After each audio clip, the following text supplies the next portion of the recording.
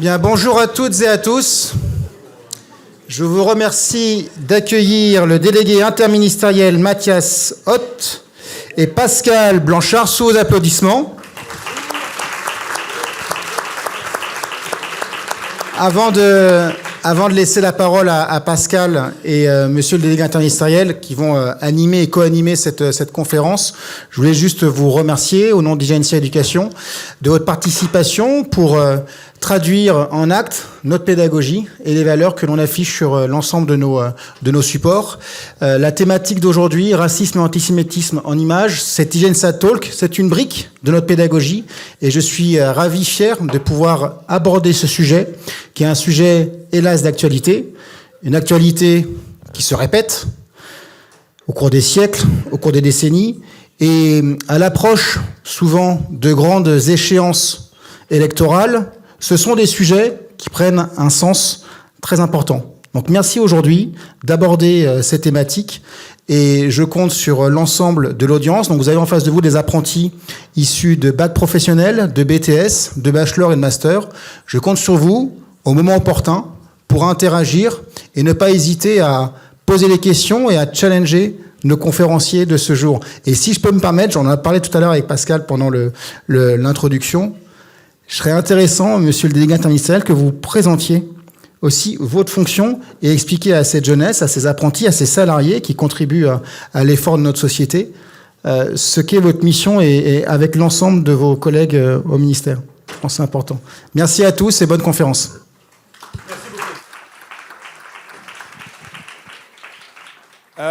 Merci de votre accueil.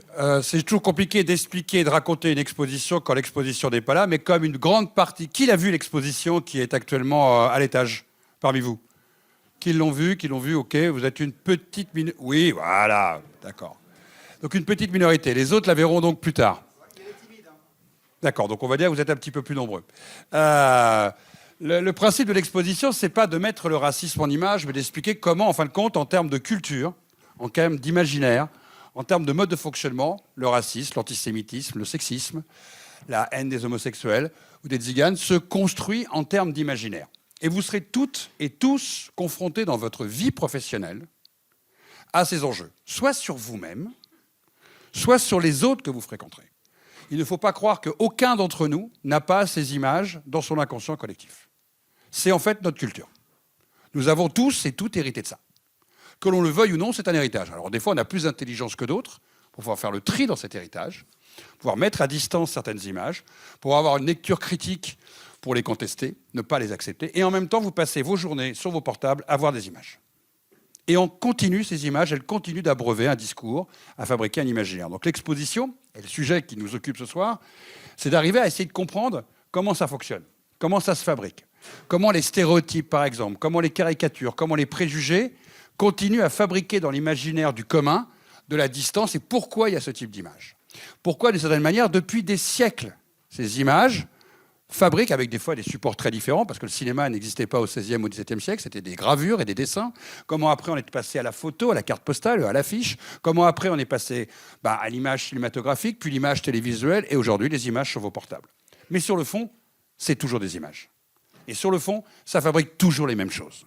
De la distinction, de la différenciation, on va stéréotyper l'autre, on va le montrer en caricature, on va le montrer comme dangereux quand c'est à l'étranger, ou quand c'est des femmes, on va les montrer comme incompétentes ou incapables de faire des choses, ou quand c'est des populations de tel ou tel pays comme, par définition, non désirées en arrivant dans un pays, et puis on va être de la même manière par rapport aux homosexuels en les décrivant avec une typologie. En fait, on se rend compte que toute l'humanité rentre dans une mode de caricature. Et en termes de xénophobie, chaque pays va caricaturer l'autre d'une manière à le mettre à distance, comme s'il n'était pas comme nous.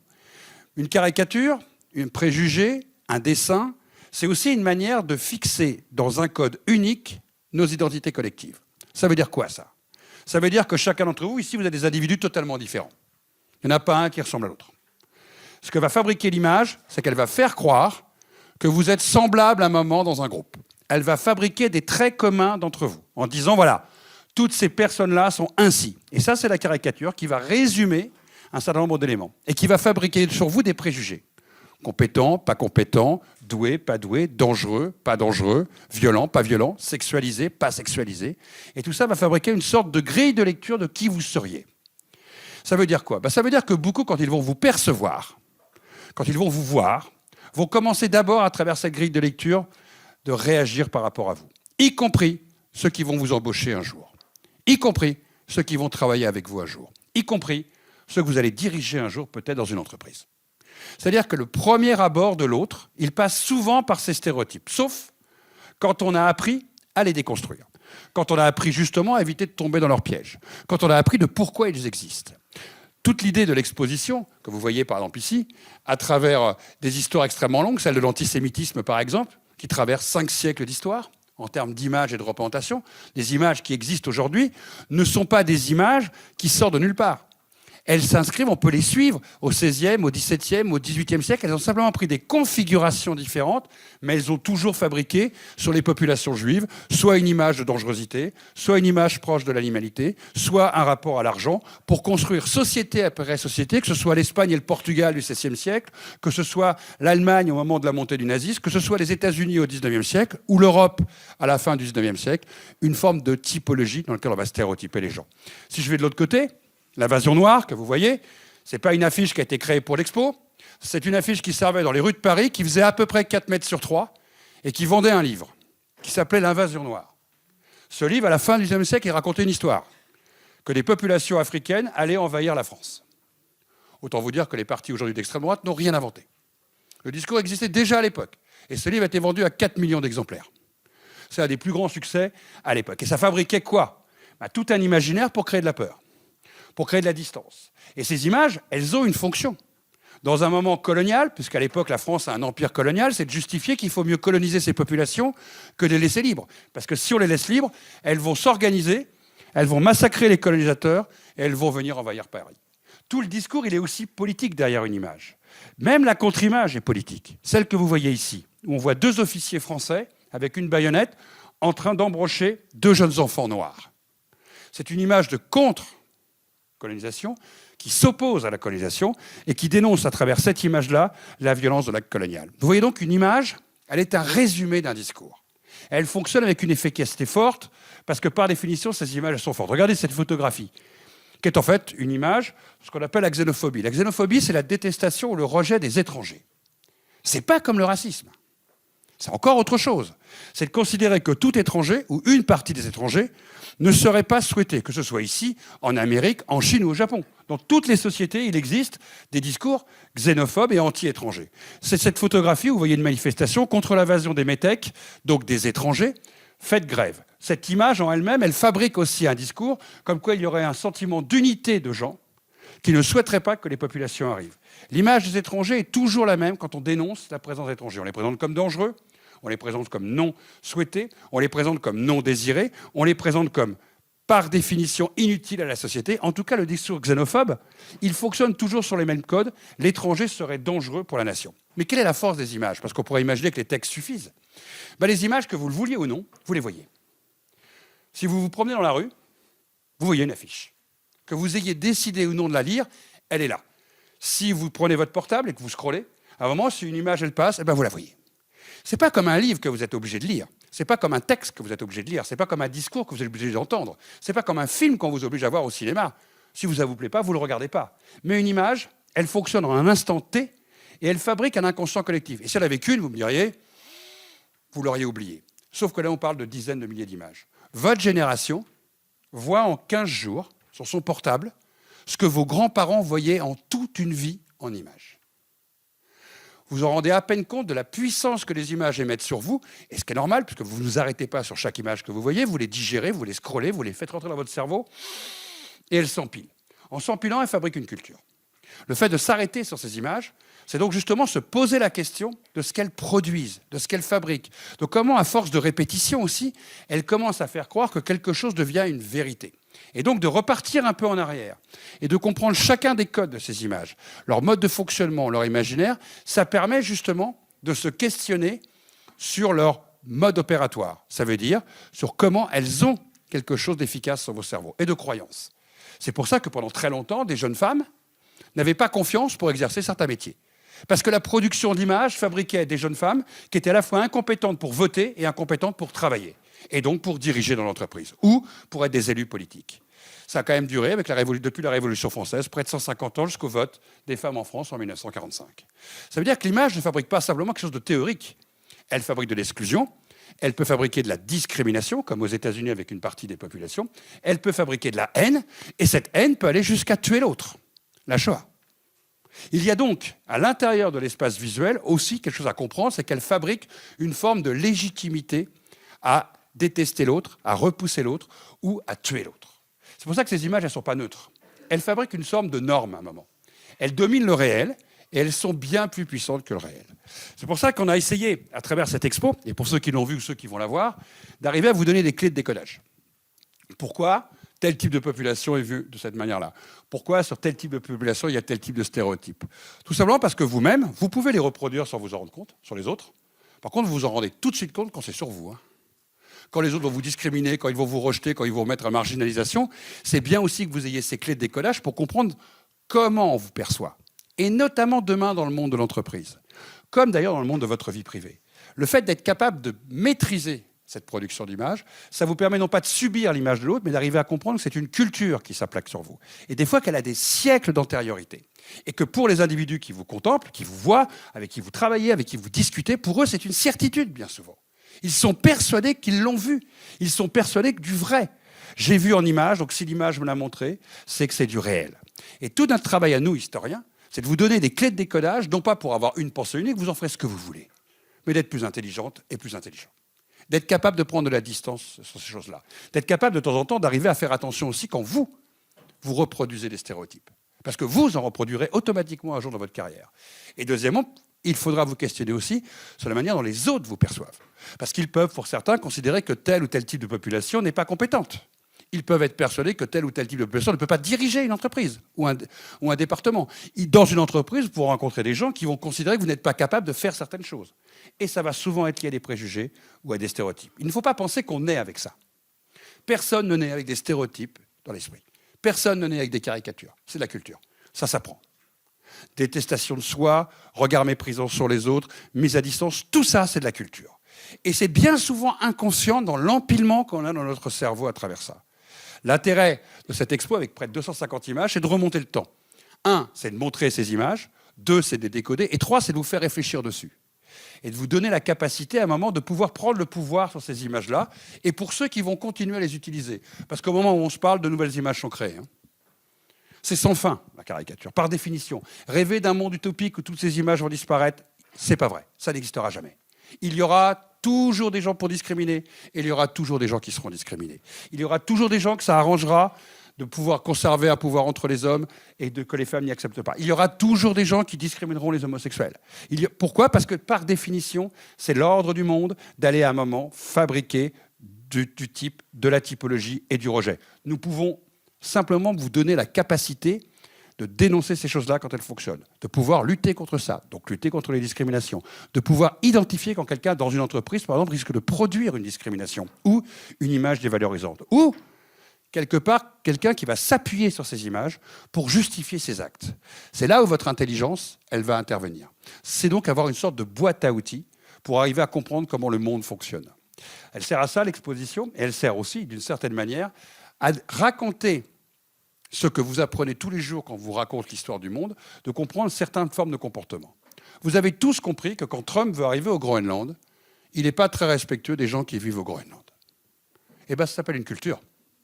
Il a cette culture du mépris des minorités. Il a cette culture parce que l'Amérique, depuis toujours, a colonisé des terres, a repoussé des populations pour considérer que certains avaient des droits et d'autres pas. Vous l'avez tous compris.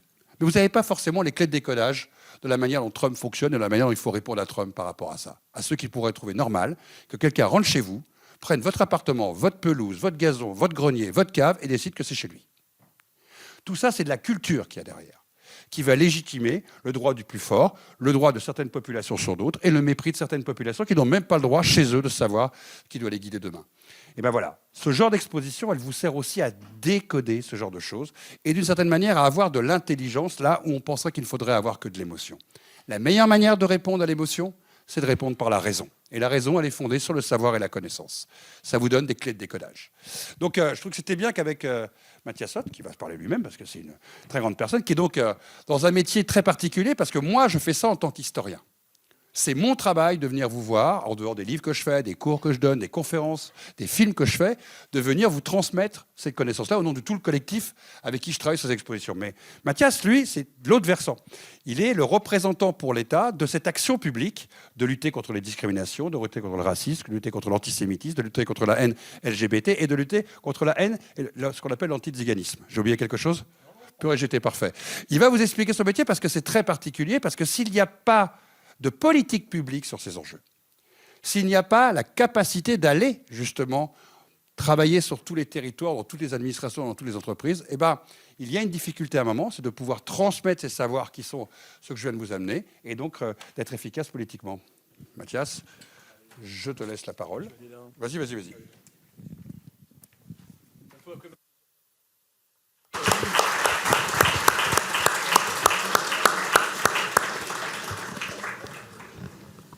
Bien, monsieur le directeur, merci pour votre accueil. Cher Pascal, mesdames et messieurs les étudiants, mesdames et messieurs les enseignants, chers amis, je suis très heureux d'être avec vous et d'avoir répondu à l'invitation et du directeur de l'école et de Pascal pour saluer évidemment le travail qui est mené par le collectif qui est animé par la CHAC, le travail qui est mené autour de cette exposition et qui vient nous démontrer combien l'image, et ça a été parfaitement expliqué par Pascal à l'instant, a siècle après siècle contribué à construire et véhiculer malheureusement les pires stéréotypes.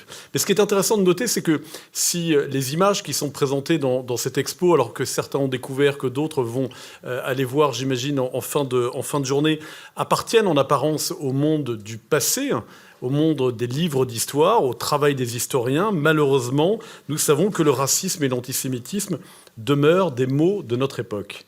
Et à cet égard, permettez-moi de vous raconter peut-être une histoire qui a beaucoup marqué en ce début d'année 2026, une histoire qui est celle d'un petit garçon qui n'a que quelques jours à peine, parce qu'il était né une nuit pleine de promesses, un 1er janvier à Avignon, à 1h30 du matin, alors que la France est occupée, et c'était bien normal, à fêter l'arrivée de la nouvelle année. Ce petit garçon a poussé son premier cri, et ce petit garçon, qui est le premier né de l'année 2026, parmi toutes ces naissances, cette nuit-là, le hasard l'a choisi lui, puisque le lendemain, un journal de la presse régionale a décidé de citer son nom comme le premier-né, vous savez, de la région autour d'Avignon. Et ce petit garçon est devenu, bien malgré lui, le héros d'un jour, parce que son nom, à peine cité, ce fut un déferlement de haine. Ce petit garçon que nul ne connaît, et qui ne demande d'ailleurs qu'à vivre, a été la cible d'un tombereau d'injures. Et quelle a été sa faute ? Sa faute, sa responsabilité a été que ses parents ont fait le choix de l'appeler Zaïd. Et ce prénom, qui est d'origine arabe, signifie croissance et prospérité. Et un soir de Nouvel An, que pouvions-nous souhaiter d'autre à ceux qu'on aime un 31 décembre ou un 1er janvier ? Croissance et prospérité. Et cet épisode, cette histoire que je vous raconte, nous montre à quel point derrière les écrans, derrière les pseudonymes, une foule d'innombrables parfois peut se déchaîner et se vautrer dans la haine. Alors Zaïd ne sait pas la violence dont il a été victime, et tant mieux, il est bien trop jeune pour ça, même si un jour Zaïd découvrira par lui-même ces paroles dont il fut la cible au premier jour de sa vie. Peut-être par une blague d'un de ses collègues, qui se pensera drôle et spirituel. Vous savez, ce même collègue que vous avez peut-être rencontré en apprentissage dans le monde de l'entreprise, qui passe son temps à dire que, quand même, en France, on ne peut plus rien dire, on ne peut plus rigoler, on ne peut plus blaguer. Parfois même certains collègues qui vont jusqu'à dire que quand même, la France ne serait plus totalement la France et qu'on ne serait plus chez nous. Ce même collègue qui dit aussi parfois, vous savez, moi je ne suis pas raciste puisque mon voisin est noir et qu'il est particulièrement sympa en plus.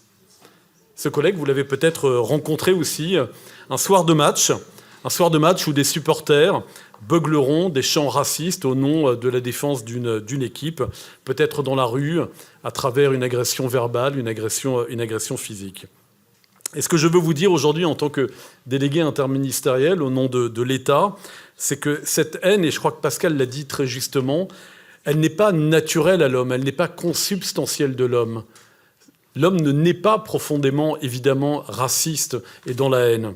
Il faut rappeler cette vérité fondamentale, Parce que personne ne naît en haïssant une autre personne en raison de sa couleur de peau, de ses origines, de sa religion ou de son orientation sexuelle. Et chacun d'entre nous a pu malheureusement faire parfois l'expérience à titre individuel de cette haine d'un peuple par rapport à un autre, cette haine de celui qui est différent de moi, la haine raciste, la haine antisémite. Et je voudrais rappeler solennellement que cette haine, elle n'est pas le fruit du hasard, elle n'est pas inscrite en chacun et chacune d'entre nous. Cette haine-là, elle est d'abord une construction sociale, culturelle, historique. Comme on a appris jadis, au XIXe et au XXe siècle, et heureusement c'est une époque révolue mais pas si lointaine, que nous étions tous les descendants évidemment de nos ancêtres les Gaulois, comme dans Astérix et Obélix, que notre ennemi héréditaire était évidemment l'Allemagne, qu'il fallait haïr pour toujours. On a aussi, au XIXe et XXe siècle, appris que les colonies étaient le règne du monde des sauvages, à qui il fallait enseigner, qu'il fallait universaliser, que le noir n'était pas l'égal du blanc, qu'il fallait avoir peur du juif, qu'il fallait se méfier du musulman, qu'il fallait se méfier de l'étranger tout court. Et notre histoire, elle est évidemment, et cette expo le montre parfaitement, pleine de ces défaites, de ces haines qui sont construites mentalement dans toute pièce, et notre devoir, évidemment, reste inchangé de les combattre, de les décortiquer, pour que nous puissions éduquer, malheureusement, à la lutte contre la haine. Mais je voudrais aussi dire que, évidemment, pour la République, pour notre société, cette haine est toujours une défaite, une atteinte frontale aussi à trois principes essentiels que sont, vous en avez sans doute déjà entendu parler au cours de vos études, et parfois ce sont des mots qui sont un peu désincarnés dans les livres d'histoire, que vos enseignants vous ont peut-être rabâchés, mais qui sont des mots magnifiques et qui sont des mots qui résonnent particulièrement à l'aune de l'histoire de Zaïd que je vous ai racontée, l'universalisme, l'égalité et la fraternité. Cet universalisme que décrivait en ces mots simples un certain Victor Schœlcher. Ce nom résonne peut-être à votre esprit. Victor Schœlcher, c'est celui qui a permis l'abolition de l'esclavage en 1848 et qui disait « La République n'entend plus faire de distinction dans la grande famille humaine. Elle n'exclut personne de son immortelle devise « Liberté, égalité, fraternité ». Alors j'aurais souhaité évidemment que votre génération, les plus jeunes d'aujourd'hui, évidemment, soient libérés de cette violence et de cette haine-là et de l'histoire de Zaïd que je viens de raconter. J'aurais souhaité que le racisme, l'antisémitisme vous apparaissent comme la peste et le choléra, comme finalement des maladies anciennes, révolues, qui appartiendraient au livre d'histoire. J'aurais souhaité qu'aucun d'entre vous dans cette salle n'ait pour un seul instant de sa vie senti sur lui le poids d'un préjugé, la blessure d'une insulte, le regard parfois soupçonneux de celui qui vous juge étranger à notre société. Et malheureusement, vous le savez, dans notre pays, mais pas seulement dans notre pays, en Europe, dans le monde tout entier, nous assistons à une libération de la parole raciste, antisémite, homophobe, LGBTophobe. Je veux rappeler que depuis notamment le 7 octobre 2023, les actes antisémites ont explosé dans notre pays dans des proportions inédites, que depuis le début de cette année, les actes anti-musulmans ont aussi très fortement augmenté. On a même eu, malheureusement, l'année dernière, 2 meurtres racistes dans notre pays, Abou Bakar Cissé, Hichem Miraoui, qui sont morts parce qu'ils étaient musulmans. D'une manière plus globale, entre 2015 et 2024, juste que vous reteniez peut-être un chiffre, je ne vais pas vous asséner trop de chiffres aujourd'hui, mais les infractions à caractère raciste, xénophobe et anti-religieuse dans notre pays ont augmenté de 37%. Ce n'est pas qu'un enjeu de libération de la parole, c'est aussi un enjeu de désinhibition de ces propos racistes, haineux, pour lesquels nous avons tous une responsabilité, toutes et tous ici dans cette salle, en tant qu'usagers aussi des réseaux sociaux. J'y reviendrai dans un instant. Et ce que nous voyons revenir aujourd'hui, c'est une jolie formule, malheureusement un peu tragique, d'un auteur qui s'appelle Amin Malouf, qui parlait des identités meurtrières. Et je pense que c'est une bonne formule pour décrire ce qui se passe aujourd'hui, ce qui est à l'œuvre dans notre société. Ces identités meurtrières, c'est-à-dire le fait de vouloir à chaque fois vous ranger dans des cases intangibles. Des cases intangibles qui voudraient que celui qui me diffère devient l'ennemi, alors qu'en fait, il est le frère dans notre société, dans la grande famille humaine que je viens de décrire. Et peut-être pour terminer sans être trop long, parce que l'idée est d'avoir évidemment un dialogue un peu interactif avec vous, je voudrais aussi terminer après avoir décrit tant de noirceur, par un message quand même d'espoir. Ce message d'espoir qui est celui du fait qu'il n'y a évidemment pas de fatalité. Il n'y a pas de fatalité au racisme, il n'y a pas de fatalité à l'antisémitisme, même si Pascal vous a dit il y a quelques instants, et il a évidemment raison, qu'on ne fera jamais avec notre génération, notre société, totalement disparaître des haines ancestrales comme le racisme et l'antisémitisme, mais il n'y a pas de fatalité à la désinhibition de la parole haineuse qui est à l'œuvre aujourd'hui dans notre pays. Et nous pouvons toutes et tous être des acteurs, que nous soyons enseignants, que nous soyons jeunes, que nous soyons apprentis, que nous soyons étudiants, que nous soyons évidemment chefs d'entreprise. Et je veux terminer aussi en évoquant cette exposition qui nous montre peut-être cette part effectivement la plus sombre de l'héritage, de notre histoire, de cet obscurantisme, de cet héritage qui est à bannir, et que parfois ces comportements que nous reproduisons sans le savoir, sous couvert de blagues, dans les cours de récréation, dans les cours des campus, sous couvert de blagues, sous couvert d'humour, on véhicule encore une fois parfois des stéréotypes et des préjugés. Et je veux vous rappeler que vous avez là aussi une responsabilité immense. J'ai une responsabilité en tant que délégué interministériel au nom de l'État pour mener des politiques publiques en matière de lutte contre le racisme et l'antisémitisme. Mais vous avez, vous aussi, évidemment, un rôle à jouer pour que cette jeunesse puisse conscientiser les injustices, les refuser, et que chaque parole de haine, chaque préjugé qui s'exprime, vous puissiez là aussi intervenir, ne pas laisser faire, ne pas laisser dire. Parce que je suis convaincu que la France et notre pays n'est pas réductible à la meute qui est parfois à l'œuvre sur les réseaux sociaux, qui continue évidemment à propager la haine, que la France n'est pas réductible à ceux qui instrumentalisent les divisions et qui nourrissent en permanence le fantasme d'une guerre civile qui serait à l'œuvre. Alors, pour ma part, et je le sais particulièrement dans cette école, j'ai évidemment confiance en vous, mais je veux vous dire aussi que vous devez être nos ambassadeurs dans le monde du travail, dans lequel vous avez déjà un pied, dans vos vies de famille, auprès de vos amis, dans les quartiers, dans les villages, dans les zones plus périurbaines. Vous avez ce rôle d'ambassadeur, évidemment, à jouer. Ce rôle d'ambassadeur parce que, je veux terminer par cette formule, n'oublions jamais ceci, dans ce monde, il n'y a ni mauvaises herbes, ni mauvais hommes, il n'y a que de mauvais cultivateurs. Alors, à nous de continuer à faire vivre l'unité du genre humain, à vous d'être des ambassadeurs et de continuer à faire vivre cette magnifique devise qui est la nôtre, liberté, égalité, fraternité. Merci à tous. Merci. Bouge pas, Mathias. Non, bouge pas d'ici.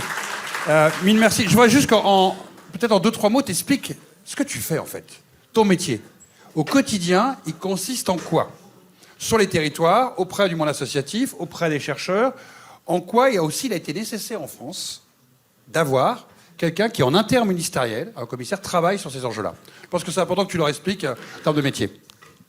2 éléments de réponse pour ne pas être trop long et laisser la parole à la salle. D'abord, il y a un modèle français qu'il faut avoir à l'esprit. Ce modèle français qui correspond à ce mot que j'évoquais tout à l'heure qui s'appelle l'universalisme. Dans les autres pays européens, et c'est une tradition qu'on dit anglo-saxonne, vous avez des monsieur ou madame lutte contre le racisme. Vous avez des monsieur ou madame lutte contre l'antisémitisme. Vous avez des monsieur ou madame lutte contre l'homophobie. Et en France, on a fait le choix, historiquement, d'un outil unique de lutte contre toutes ces formes de haine, qu'elles soient racistes, qu'elles soient antisémites, qu'elles soient homophobes. Et pourquoi? Parce que même si évidemment chacune de ces haines a ses particularités, le racisme n'est pas exactement la même chose que l'antisémitisme et n'est pas évidemment la même chose que l'homophobie, mais il y a évidemment un certain nombre de ressorts communs qui sont liés aux stéréotypes et aux préjugés, qui sont liés à la méconnaissance, parce qu'on a toujours peur de ce que l'on ne connaît pas. Et c'est donc l'enjeu majeur du travail d'éducation, auquel nous contribuons évidemment cet après-midi, pour lequel vous serez vous aussi demain des ambassadeurs, ce travail d'éducation qui est majeur et qui est un trait commun entre l'ensemble de ces haines. Et alors qu'est-ce qu'on y fait? Évidemment, au nom de l'État, au nom aussi du gouvernement, bien sûr, c'est 3 choses. C'est évidemment le travail d'éducation, je viens d'en dire un mot, parce qu'il est indispensable pour, là aussi, décortiquer les stéréotypes que l'on peut avoir de manière inconsciente dans nos esprits, qui sont parfois transmis par les cultures, par nos parents, et dont on peut être les victimes. Le travail d'éducation aussi lié à la mémoire, parce qu'on ne comprend les mécanismes qui sont à l'œuvre aujourd'hui dans notre société qu'en regardant le passé, en regardant l'exposition de Pascal, en allant visiter des lieux de mémoire, en allant au camp d'Émile à Aix-en-Provence, en allant à Auschwitz pour voir ce qu'a pu être l'horreur de la Shoah. Donc ce travail de mémoire, il est évidemment indispensable. Et puis, on travaille aussi sur la question de ce qu'on appelle la réponse pénale. C'est un mot un peu technocratique pour dire qu'est-ce qu'on fait pour que les propos haineux qui sont en ligne, les actes racistes et antisémites soient mieux sanctionnés et plus rapidement sanctionnés et éviter ce sentiment qui peut être à l'œuvre parfois d'impunité. où tiens, en fait, on peut dire des trucs racistes et antisémites, il ne se passe jamais rien dans notre pays. Et ça, c'est évidemment un combat essentiel. Et puis je termine aussi en évoquant une dernière mission qui est importante, qui est une mission de financement au nom de l'État, puisque chaque année, nous finançons des initiatives qui contribuent au niveau national ou au niveau local à faire reculer le racisme et l'antisémitisme, d'où le soutien que nous apportons à la CHAC et à tout le travail du collectif qui existe autour de Pascal et autour des historiens qui animent ce collectif. Voilà. Mille merci. Je vais m'asseoir. Oui, tu peux t'asseoir, vous pouvez l'applaudir. Il n'y a pas que les historiens qui peuvent applaudir. Vous verrez que quand dans la vie de l'entreprise, vous devriez prendre la parole, vous allez voir comment vous penserez à ces moments-là, comment c'est jamais facile de voir devant 200, 300, 400 personnes de parler. Avant de vous laisser la parole et que vous puissiez avoir un jeu de questions-réponses et d'interroger sur les enjeux, je vais expliquer comment marche la société et puis je vais revenir peut-être sur un élément plus positif. Souvent, quand je fais la présentation de cette exposition avec Lilian Thuram, ou avec Abdel Malik, ou avec Rachid Benzine, ou avec Leila Slimani, qui ont contribué à ce travail, romancier, acteur, rappeur, joueur de foot, pour Lilian Thuram, aujourd'hui président d'une association, d'une fondation. Souvent, Lilian, il rappelle une chose. Aujourd'hui, nous ne sommes plus dans les pièges du passé. Il y a 175 ans, comme il disait toujours, son arrière-arrière-grand-père a connu l'esclavage. Ce n'est plus le cas. Sa maman est née, la colonisation existait encore aux Antilles. Ce n'est plus le cas. Quand Lilian Thuram est né, il y avait encore l'apartheid en Afrique du Sud. Ce n'est plus le cas. Ça veut dire qu'éveiller les consciences, ça permet aussi de changer les systèmes. Et aujourd'hui, d'être capable de savoir quand ce type de système d'oppression, de discrimination, à fondement racial ou discriminatoire se met en place, de les identifier. Je l'ai dit tout à l'heure, ce n'est pas une boutade, vous êtes capable de comprendre ce que fait Trump. Ce n'est pas certain que vos grands-parents et vos arrière-grands-parents avaient la même capacité d'analyse. Vous êtes capable de le savoir parce que vos enseignants vous ont appris à décrypter ça et vous pouvez comparer avec le passé. Le fait de maîtriser ces éléments, ça va vous permettre dans votre vie professionnelle, notamment vous, mesdames, de pouvoir rappeler aux hommes de temps en temps que vous êtes totalement leur égal et que vous avez exactement les mêmes droits que les hommes. Et avant vous, des femmes se sont battues pour ça. Et ont dû déconstruire certes un système, mais aussi un imaginaire. Tout un imaginaire qui rendait illégitime les femmes de voter, de travailler et de diriger les entreprises ou des départements ou des services. Pourquoi ? Parce que la meilleure manière de considérer que quelqu'un n'est pas légitime, c'est de fabriquer son illégitimité. Tu ne peux pas voter, tu ne peux pas travailler, tu ne peux pas être entrepreneur, tu ne peux pas diriger, tu ne peux pas savoir. Deuxièmement, c'est aussi de créer de la peur. Ce qu'on a peu dit ici, c'est qu'un des plus vieux vecteurs, par exemple sur la xénophobie, par exemple sur le racisme, sur les stéréotypes, c'est de fabriquer de la peur de l'autre. Soit de la peur de l'autre parce que l'autre serait dangereux, soit de fabriquer de la peur de l'autre parce que l'autre pourrait être nocif, soit de fabriquer la peur que l'autre serait différent de vous. Cette différence, elle fabrique le fait que vous ne seriez pas capable, ou nous ne serions pas capables de vivre ensemble. Et ces images, elles fabriquent aussi cette mise à distance. Elles fabriquent aussi des stéréotypes incroyables. Par exemple, quand, et je l'expliquais sur un des panneaux qui est là-bas que vous avez ici, ces images qui sont ici, qui vont infantiliser par exemple les populations africaines ou antillaises, ça va être de donner le sentiment qu'elles ne sont pas intelligentes. Comment une image explique que quelqu'un ne serait pas intelligent ? Comment un imaginaire va affirmer là-dessus ? La caricature, par exemple, va le faire avec des yeux en boule de loto, comme si les populations cherchaient dans leur cerveau des idées. Sur les Asiatiques, on va parler du nombre, de la foule, du danger de ce monde qui, en s'unifiant, va pouvoir vous envahir. Et on va montrer des gens qui, par définition, peuvent avoir, quelque part, une agressivité à votre égard. Sur l'islam, on va vous présenter une religiosité, comme vous le voyez ici. Sur cette image, où on voit des populations africaines qui vont venir envahir la France, c'est un Maghrébin qui serait à la tête de ces populations à travers quoi ? L'islam qui est montré ici à la Mecque en soleil. C'est de fabriquer une dangerosité, c'est pas neuf. Elle s'inscrit avec le temps. Et par définition, notre difficulté à nous aujourd'hui, c'est d'arriver à reconstituer les cheminements qui amènent à ça. Pourquoi ? Parce que si vous ne décrivez pas dans vos cerveaux la mécanique qui amène à ça, vous ne comprenez pas les comportements des autres à votre égard. Vous ne voyez pas d'où vient la légitimité. Donc vous n'êtes pas capable de les contester. Vous n'êtes pas capable de les critiquer. Vous n'êtes surtout pas capable de démontrer le contraire. Pourquoi ? Parce que ceux qui sont souvent face à vous, eux-mêmes ne savent pas comment ils se sont construits cet imaginaire. Cet imaginaire les rassure. Cet imaginaire les protège. Cet imaginaire, quelque part, leur donne le droit de discriminer. Cet imaginaire leur donne la possibilité, quelque part, de bénéficier davantage que les autres n'auraient pas. Il vaut toujours une chose. S'il y a des discriminations, c'est qu'il y a des gens qui discriminent. Il n'y a aucune raison que les discriminations ne soient pas associées avec des gens qui sont discriminés et des gens qui vont vous discriminer. Et donc tout le travail, il est aussi, parce que vous êtes dans le monde de l'entreprise, d'arriver à identifier ces types de comportements. D'arriver, un, de ne pas les subir, deux, aussi d'être capable d'identifier quand d'autres personnes que vous, par exemple, dans votre équipe, vont les subir. Et 3, de les voir quelque part, comment ils montent en puissance et comment ils peuvent s'installer. Ça peut être un moment parce qu'on va vous refuser un poste. Ou par exemple parce qu'on va vous refuser dans une équipe de diriger cette équipe. Tous ces éléments-là, ils deviennent très concrets dans votre vie privée, dans votre vie publique, à partir du moment où vous n'êtes pas capable de les identifier. Et puis, toute cette histoire, elle repose aussi sur un certain nombre de mécanismes que l'exposition explicite en images, mais qui sont des inconscients collectifs. Par exemple, qu'il y aurait des hiérarchies entre les populations, entre les races. Races entre guillemets. Et ça, c'est quelque chose qui perdure et qui réussit. Vous verrez, il y a un panneau, pour ceux qui l'ont vu et qui ont travaillé dessus tout à l'heure, sur les os humains. Qui ici sait ce que c'est que les os humains? Allez-y. Non? Qui? Allez-y. Parlez fort. Oui. C'est un endroit où vous avez posé des humains. Très bien. Quels humains? Eh bien, vous voyez, vous êtes... Alors, 1, vous avez raison, et 2, vous avez tort. Vous avez raison, c'est un endroit où on exhibe des populations, mais pas que des Noirs. Toutes les populations de la Terre ont été exhibées. Hein? Exactement, parce que c'est le cas qui, d'ailleurs, marque le plus les inconscients collectifs, qu'il y a eu des histoires, notamment celle d'Otamanga, qui ont été connues. En fin de compte, il faut se dire une chose, c'est qu'en Occident, on ne voyageait pas au XIXe siècle, ni au XVIIIe. Très peu de gens voyageaient. Donc les gens, la première fois qu'ils ont vu des populations non européennes, c'est pas en allant en Afrique, c'est pas en allant en Océanie, c'est pas en allant en Amérique du Sud, c'est pas en allant dans les grandes plaines de l'Amérique ou au Japon. C'est ici, en France, en Allemagne, en Angleterre, parce qu'on a fait venir des populations. Et à travers les os humains, on a fabriqué une hiérarchisation du monde. Imaginez que demain, on vous emmène tous voir des gens en cage au jardin d'acclimatation. Vous serez persuadés que c'est des sauvages.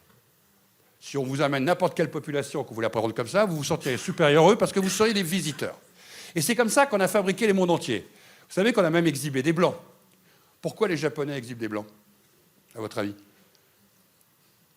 Parce qu'ils se sentent supérieurs des Blancs et que ça va leur permettre de légitimer que c'est les seuls qui ont le droit de coloniser en Asie, les territoires asiatiques, et d'expulser les populations blanches, et notamment les colonisateurs blancs. Pour expulser l'autre, de cette manière, on l'exhibe. En l'exhibant, on se dit supérieur à lui. En étant supérieur à lui, on se donne du droit. Et en plus, tout le monde y croit. Personne n'a été forcé pour voir des os humains à l'époque. Sauf que très peu de gens se sont posé la question de qui était dans ces enclos.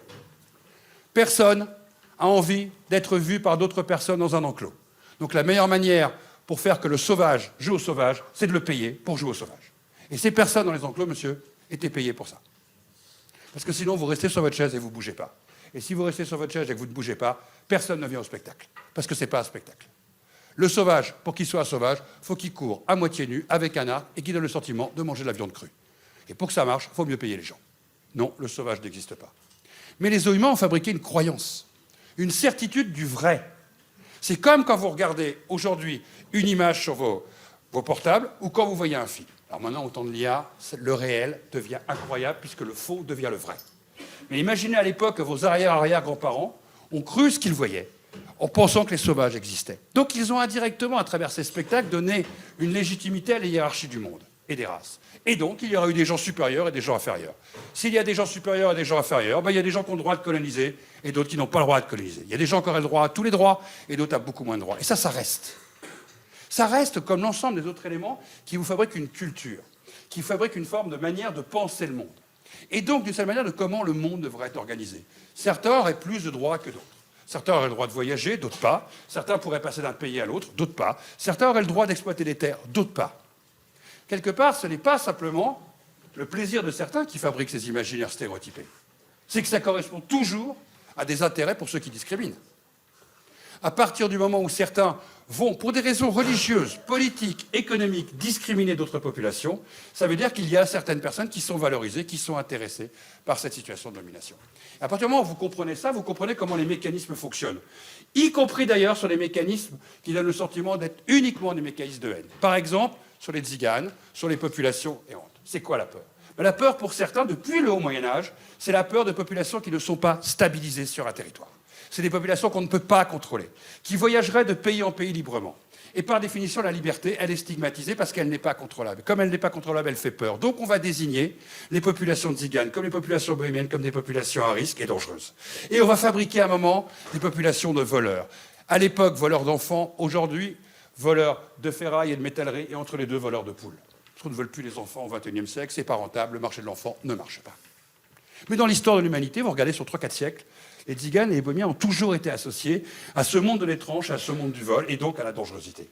Pourquoi? Parce que d'une certaine manière, on va aussi catégoriser ceux qui ne seraient pas dans la norme. Par exemple, en termes de sexualité. Et c'est une manière de, quelque part, punir à travers ces images, mettre en dehors de la société, interdire d'avoir des droits et d'égalité. C'est pour ça que se battre pour ses propres droits, en fonction de qui on est, c'est aussi de se battre pour les droits de son voisin. Parce que généralement, quand on commence à stigmatiser certaines populations, quand on commence à marquer au fer rouge d'autres populations, soi-même, ça peut arriver toujours. C'est pour ça que je disais à monsieur tout à l'heure que les Japonais, eux, exhibaient des Blancs. Il faut bien se rendre compte qu'il n'y a personne. Moi, par exemple, mes arrière-grands-parents, bretons, petits blancs comme moi, auraient très bien pu se retrouver dans un zoo humain en France parce qu'on exhibait des Bretons en 1910 à Nantes, en considérant que c'était quelque part un folklore qui allait disparaître au cœur de la République. Comme on a fait des villages basques, comme on a fait des villages occitans, comme on a fait des villages des Flandres. Toutes les populations considérées comme à la périphérie d'un centre républicain, eh bien, quelque part, étaient exhibées et montrées. Vous serez toujours le sauvage de quelqu'un. Vous serez toujours l'autre de quelqu'un, vous serez toujours l'inférieur de quelqu'un en fonction des intérêts du temps et de l'endroit où la situation peut se passer. C'est pour ça que maîtriser et contrôler ces mécanismes, ce n'est pas simplement théorique, c'est pour vous-même. Le fait de maîtriser, d'avoir la connaissance de comment ça se passe, ça permet, un, de se défendre, mais deux, de défendre aussi vos voisins. Parce que ce n'est pas parce que ça arrive à vos voisins que ça n'arrivera pas à vous. Et dites-vous bien une chose, c'est que le monde est ainsi fait que dans le rapport de force, c'est celui qui possède le pouvoir des images, le pouvoir du discours et l'autorité qui impose à l'autre la manière de penser sa place dans la société. De tout temps, ça a été. Au moment des empires coloniaux, les populations colonisées n'avaient pas les moyens de créer des contre-images, n'avaient pas les moyens de faire du cinéma, n'avaient pas les moyens d'afficher des affiches, n'avaient pas les moyens de faire des photos. Donc n'avaient pas les moyens de tenir un contre-discours. Au moment des zoos humains, ceux qui étaient exhibés n'avaient pas les moyens de dire « je ne suis pas un sauvage ». Et au moment de la domination masculine sur les femmes n'avaient pas les moyens, jusqu'au moment où elles ont commencé à manifester, à se battre et à s'engager dans la résistance pour avoir le droit de vote, de pouvoir réclamer l'égalité. Par définition, c'est aussi un rapport de force. Et à partir du moment où vous maîtrisez ça, et que vous maîtrisez ces codes, et c'est là où nous sommes positivement très différents du passé, c'est que nous sommes aujourd'hui très lucides de ce qui se passe. Sauf qu'il y a des intérêts. Et dans ces intérêts, certains n'ont pas du tout envie que ça change. Souvent, on présentait la chose quand je le faisais avec Abdelmalik en conférence en prenant 10 cubes blancs. Je ne les ai pas avec moi aujourd'hui, mais on le fait pour symboliser ce qu'est un conseil d'administration type dans les années 80 en France. Les 10 cubes blancs, vous l'aurez vite compris que ça correspond à 10 hommes blancs. C'est à peu près un conseil d'administration type. Si on écoute et qu'on entend et qu'on respecte tout ce qui fait la diversité de notre société, à la fin du processus, il restera un cube blanc.